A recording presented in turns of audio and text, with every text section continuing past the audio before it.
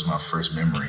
It was a toy guitar that my mother and father gave me when I was like 2 or 3. And then there was this video that I remember really well when I was that age of my dad's family band called the Fugitives back in like the 80s. It was like in 1983. They had this VHS. I was watching that, and my uncle Eugene Sharkey, he was a guitarist, and man, I saw that and I was like amazed.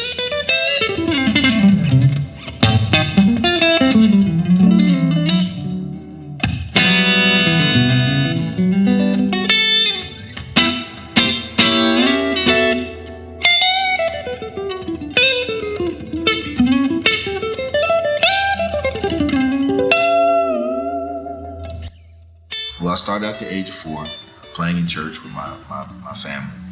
And from there, I started working with community choirs, in town, and doing sessions and recordings for those community choirs, which led me to playing for some well-known gospel artists like, Smokey Norfolk, Donald Lawrence, the Clark Sisters, etc.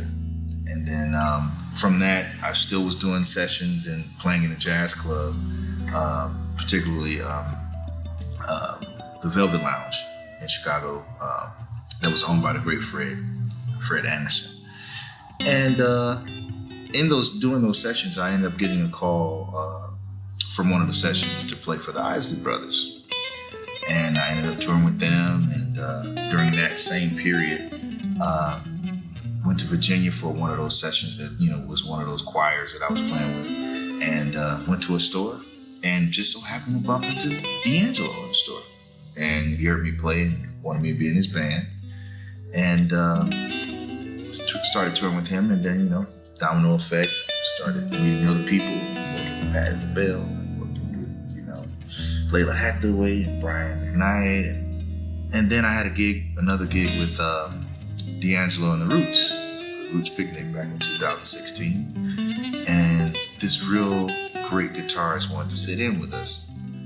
His name is John Mayer. So now I'm touring with John Mayer, and talking to one of my buddies, Alex Oxen, who I've been working with for several years since the early D'Angelo days.